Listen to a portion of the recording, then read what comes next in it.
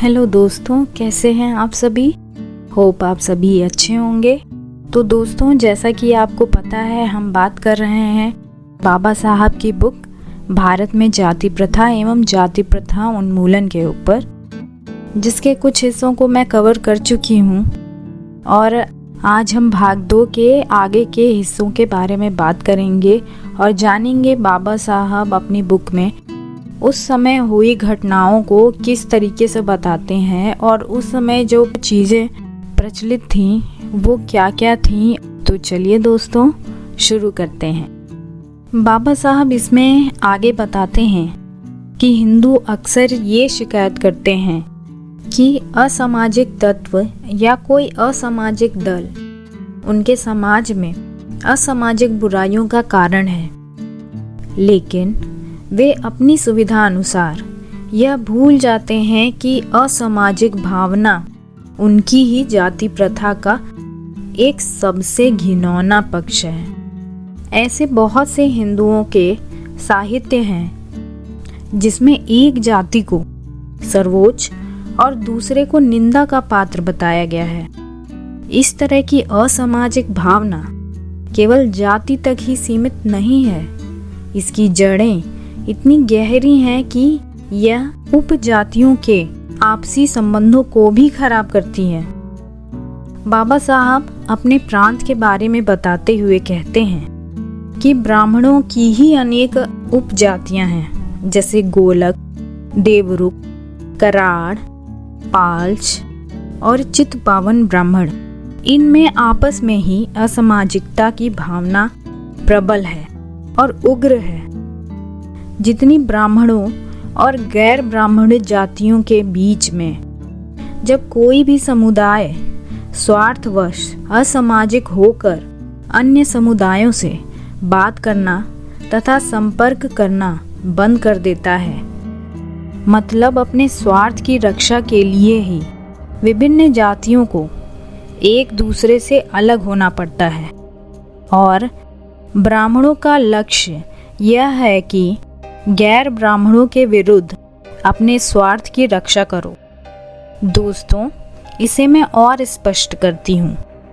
अंग्रेजों के पूर्वजों ने वॉर ऑफ द रोजेस और क्रॉमवेलियन वॉर की लड़ाइयाँ लड़ी, लेकिन उनके वंशजों में आपस में दुर्भावना नहीं है और वे इस आपसी लड़ाई को भूल भी चुके हैं। लेकिन गैर ब्राह्मण आज भी ब्राह्मणों को इसलिए माफ़ नहीं करते क्योंकि उनके पूर्वजों ने गैर ब्राह्मणों के पूर्वजों का अपमान किया था। उदाहरण के तौर पर कायस्थ भी इसीलिए ब्राह्मणों को माफ़ नहीं कर पाते क्योंकि ब्राह्मणों ने उनके पूर्वजों की भी निंदा की थी, अपमान किया था।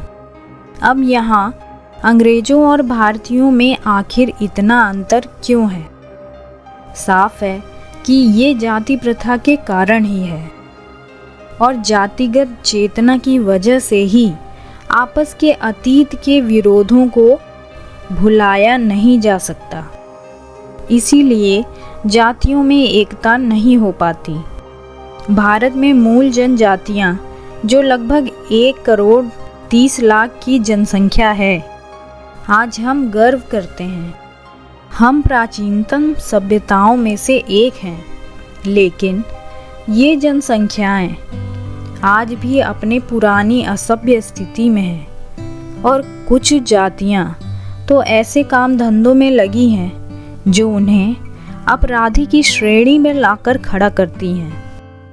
हमारी आज की भरी पूरी सभ्यता की अवस्था में भी 1,30,00,000 लोग जंगलियों की तरह और अपराधियों की भांति जीवन बिता रहे हैं, लेकिन हिंदुओं को इससे कोई फर्क नहीं पड़ता और ना ही इससे कोई शर्म महसूस होती है।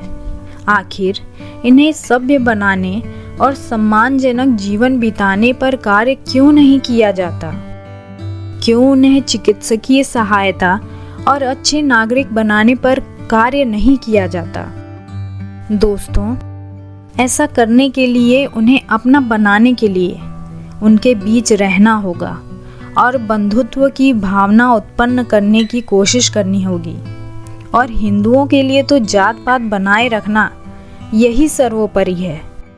हिंदू ये नहीं समझ पाते कि ये मूल निवासी उनके लिए खतरा भी बन सकते हैं यदि गैर हिंदुओं ने उन्हें अपनाकर अपने धर्म में शामिल कर लिया तो हिंदुओं के शत्रुओं की संख्या में वृद्धि नहीं हो जाएगी? बिल्कुल हो जाएगी। आदिवासियों की तो बात छोड़िए, यहाँ पर तो ऊंची जात वाले हिंदू नीची जात वाले हिंदुओं के सांस्कृतिक स्तर को ऊपर उठने की इजाजत नहीं देते। जरा इस उदाहरण को समझिए। महाराष्ट्र में सुनार और पठारे प्रभु काफी मशहूर समुदाय हैं। ये दोनों समुदाय ने ब्राह्मणों के तौर तरीकों को अपनाने की कोशिश की, अपने सामाजिक हैसियत को बढ़ाने के लिए कोशिश की। और सुनार लोग अपने को दैवज्ञ ब्राह्मण बताते थे। ब्राह्मणों के जैसी धोती पहनना और उन्हीं की तरह नमस्कार करना, इस तरह की नकल ब्राह्मणों को पसंद नहीं आई, तो उन्होंने पेशवाओं से शिकायत की और इस पर प्रतिबंध लगाने का प्रयास किया और वे सफल भी हुए। दूसरी ओर पठारे प्रभु संप्रदाय में किसी समय विधवाओं का पुनर्विवाह की प्रथा थी, लेकिन उस समय समुदाय के कुछ लोगों को यह सामाजिक पिछड़ेपन की निशानी लगी, क्योंकि ये प्रथा ब्राह्मणों में प्रचलित प्रथा के प्रतिकूल थी। तो पठारे प्रभु समाज के कुछ लोगों ने अपने आप को ऊंचा दिखाने के लिए विधवा पुनर्विवाह को रोकने का प्रयास किया। इस तरह वे दो खेमों में बंट गए। तो यहाँ पर पेशवा ने उनका पक्ष लिया जो विधवा पुनर्विवाह के पक्षधर थे। हिंदू अक्सर मुसलमानों को दोष देते हैं कि वे जबरदस्ती धर्म परिवर्तन कराते हैं, वो भी तलवार के दम पर। लेकिन हिंदुओं की अपनी ही जाति के प्रति ऐसी नफरत मुसलमानों की क्रूरता से भी अधिक निंदनीय है। हिंदुओं का धर्म प्रचार मूलक धर्म आखिर क्यों नहीं बन पाया? इस बात को समझते हैं। अगर मान लीजिए किसी क्लब की मेंबरशिप सबके लिए समान होती है, लेकिन किसी जाति विशेष की मेंबरशिप हर किसी के लिए नहीं होती।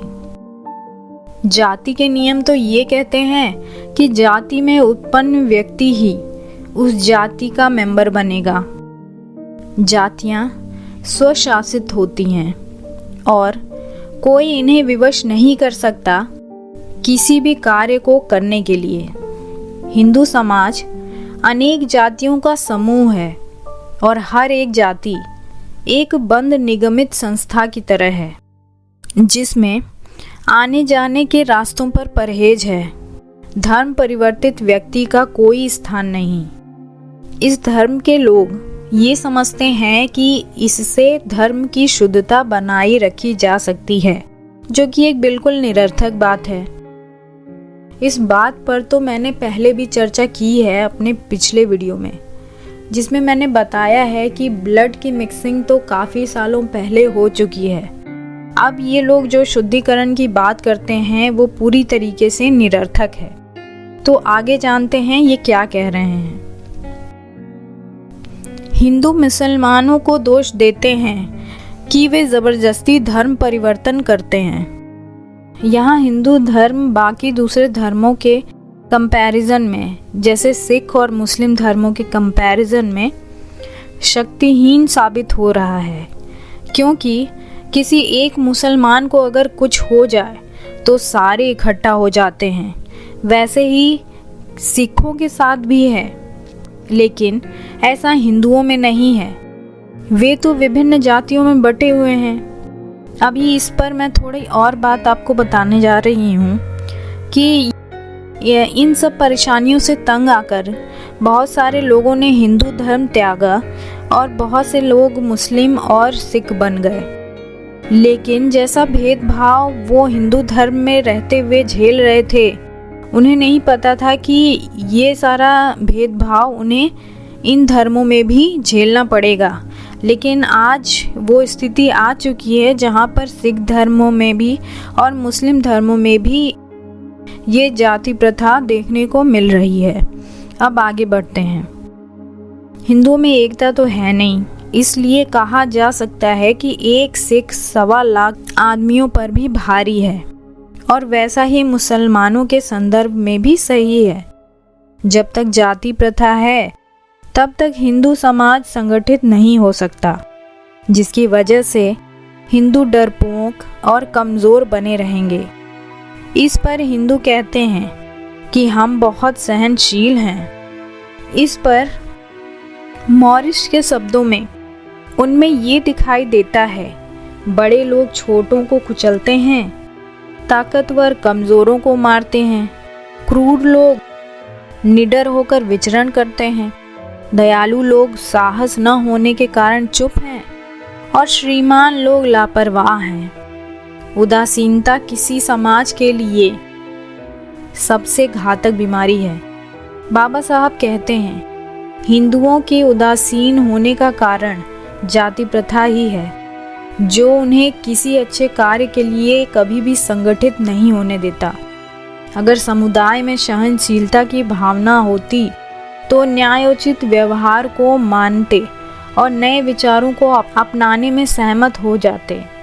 लेकिन अगर समुदाय में सहनशीलता नहीं है तो सुधार की आशा करने वाले व्यक्तियों की आवाज़ को दबा दिया जाता।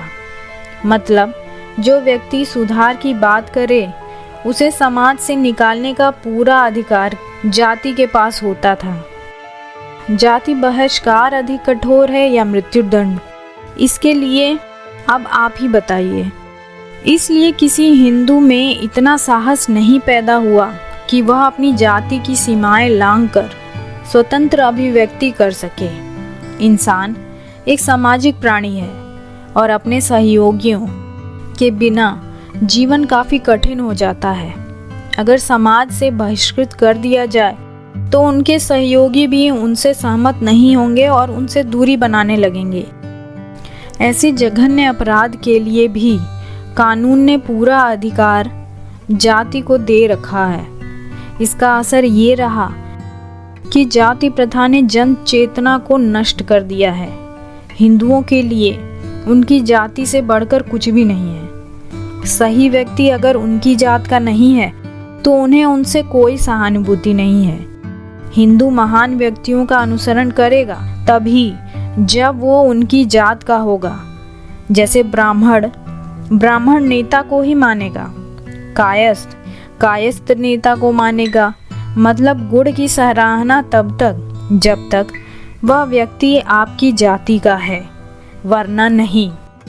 दोस्तों, यहाँ से आपको ये समझ में आया होगा कि कैसे किसी व्यक्ति को उतनी इम्पोर्टेंस नहीं दी जाती जितनी कि जाति को। मतलब जाति सर्वोपरि है, बाकी चीज़ें इसके बाद आती हैं। इसी तरह की और वीडियो मैं आगे लेकर आऊँगी जो आपके ज्ञान को और बढ़ाएंगी। उम्मीद कर रही हूँ दोस्तों कि आपको ये वीडियो पसंद आया होगा और इसके आगे के भागों में आपको और अच्छी जानकारी मैं देने की कोशिश करती रहूँगी। तब तक के लिए आप अपना ख्याल रखिए, खुश रहिए और मेरे वीडियोस को लाइक एंड शेयर ज़रूर करिए। तब तक के लिए धन्यवाद।